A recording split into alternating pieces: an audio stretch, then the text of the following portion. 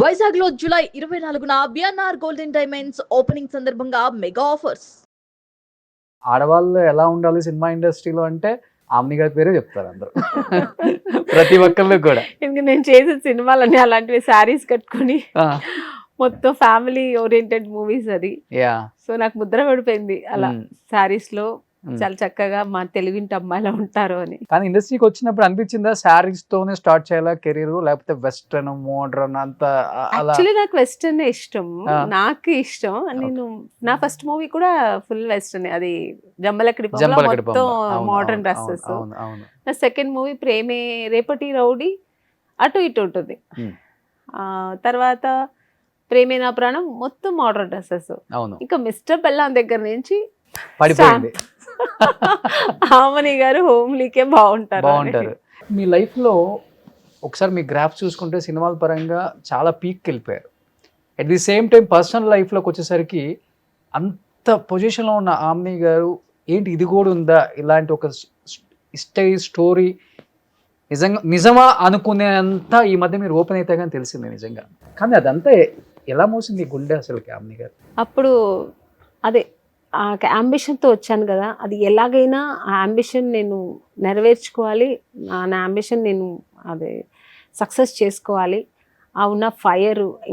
ఇంకేంటంటే నాన్నగారు వెళ్ళమని గ్రీన్ సిగ్నల్ ఇచ్చిన అమ్మ కూడా ధైర్యం ఇచ్చింది, పోనీ ఒకసారి ట్రై చేద్దాము అని.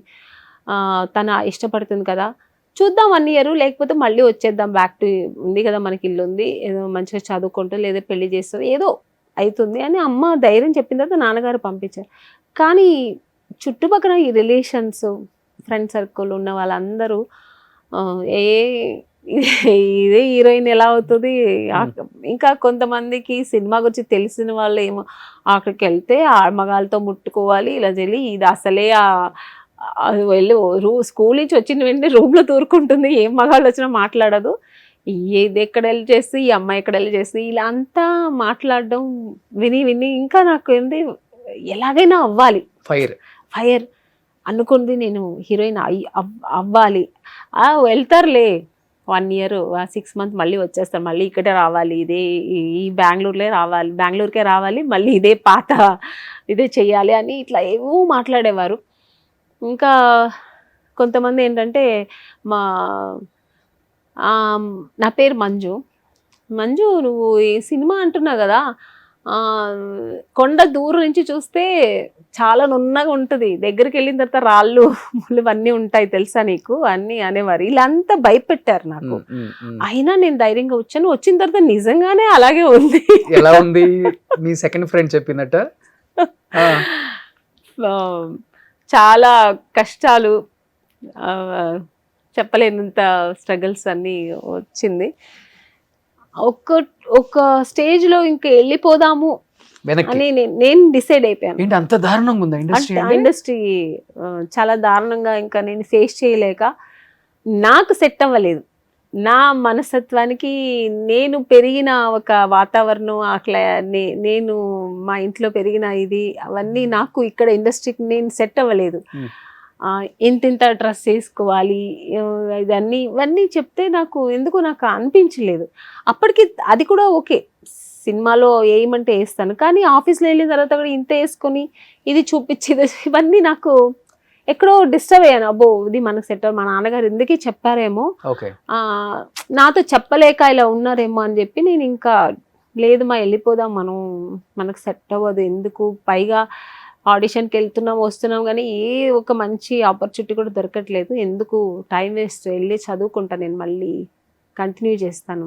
ఎంత ఉంటుంది ఏజ్ అప్పుడు మీకు? 16 yearsకి వచ్చాను. 16 మైనర్ ఇంకా మీరు?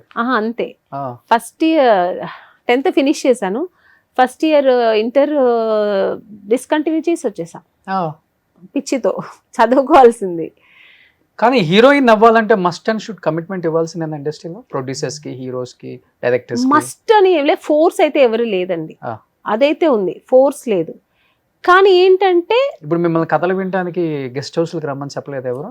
చాలా జరిగింది, వెళ్ళేదాన్ని కాదు. మా మమ్మీని తీసుకొని వస్తారంటే మమ్మీ వద్దమ్మా నువ్వు మాత్రం వస్తే చాలు అనేవారు.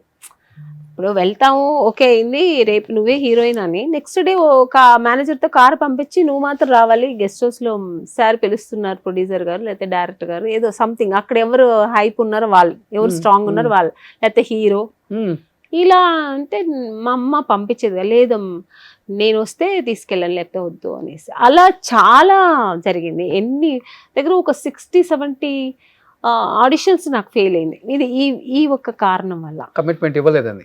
ఏం చేస్తారండి వెళ్ళిన తర్వాత? ఇన్ కేసు ఒక్కళ్ళే సింగిల్గా వెళ్తారు, తెలీదండి, తెలియదు కూడా ఫేస్ చేయలేదా? నేను వెళ్ళలేదు ఇంతవరకు అలాగా. అసలు మోర్ దెన్ 6 పక్కన పెడితే పైగా నాకు అసలే భయం. ఏంటి వాళ్ళ ఫ్యాంటసీలు ఎలా ఉంటాయి ఏమో తెలీదు, నాకు అసలే భయం. నేను మాట్లాడమే చాలా తక్కువ. ఇంక నిన్న ఒంటరిగా నేను వెళ్ళి అక్కడ నాకు ఆ ఒక భయంతో అసలు వెళ్ళేదని కాదు, మా అమ్మనే వచ్చేది తోడు. అంటే అందరూ నేను చెప్పట్లే, ఒక 70% అలాగే ఉంది. 70%? అవును, 70%. ఓ, ఇంకా చెప్పాలంటే తమిళ్లో ఎక్కువ.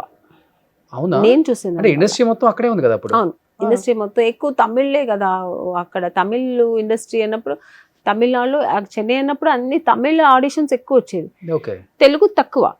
బట్ తెలుగులో నాకు ఇంతవరకు అలా రాలే. నేను ఒక తెలుగుకి ఒక అమ్మ అంటే ఒక 5-6 అంతే ఆడిషన్స్, అందులో నాకు ఇది సక్సెస్ అయింది. సో ఏ డైరెక్టర్, ఏ ప్రొడ్యూసర్, ఏ హీరో నాకు తెలుగు ఆడిషన్స్ కి మీ మమ్మీ లేకుండా మీరు ఒక్కలే రండి కార్ ఆడిషన్ కి ఎవరు అనేవారు కాదు. ఓకే, ఆడిషన్ అయిన తర్వాత నెక్స్ట్ డే అనేవారు, నెక్స్ట్ ఓకే అయింది ఈ అమ్మాయి, ఓకే ఈ అమ్మాయి బాగుంటుంది అనుకున్నప్పుడు అనేవారు. ఓకే, అదే తెలుగులో నాకు అలాంటిది ఫేస్ చేయలేదు ఇంతవరకు. టు బీ ఫ్రాంక్ చెప్పాలంటే నాకు తెలీదు, బట్ నేను ఫేస్ చేయలేదు. ఎక్కువ ఆడిషన్కి వెళ్ళలేదు నేను. ఒక 2-3 అదే ఒక మాక్సిమం 5 అనుకుంటాను, ఇది 6-5 నాకు జంబలకడి పంబ అంతే. ఎక్కువ ఆడిషన్స్ వెళ్ళింది నేను తమిళ్ ఇండస్ట్రీలో, తమిళ్ మూవీస్కి వెళ్ళాను. అప్పుడప్పుడు అనిపిస్తుంది మీలాంటి పెద్ద పెద్ద హీరోయిన్సే ఇంత ఫేస్ చేశారు అంటే, అప్పుడులోనే 70% ఉందంటే ఇప్పుడు 100% ఉండే ఉంటుంది. అమ్మో, ఇప్పుడేమో తెలియదు ఇండస్ట్రీ ఇప్పుడు ఎలా ఉందో భయం వేస్తుంది అసలు. కాదు కానీ ఒక్కటి, ఎప్పుడైనా అప్పుడైనా ఎవరి ఫోర్స్ అయితే లేదు. మనం ఆఫర్ కోసం మేము చేయమంటే వాళ్ళు ఏం చేయపోయేది. ఇంకా అమ్మాయి ఇప్పుడు ఈవి గారికి ఈ అమ్మాయి నచ్చింది, ఈ అమ్మాయి కావాలంటే వేసుకున్నారు, అది సెకండరీ.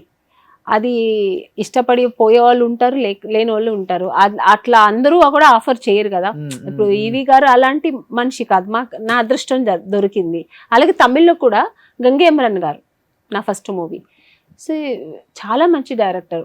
అలా దొరికితే అదృష్టం. అలా అందరినీ మనం చెప్పకూడదు, కొంతమంది ఉంటారు. వాళ్ళ అబ్బాయి కదా వెంకట ప్రభు.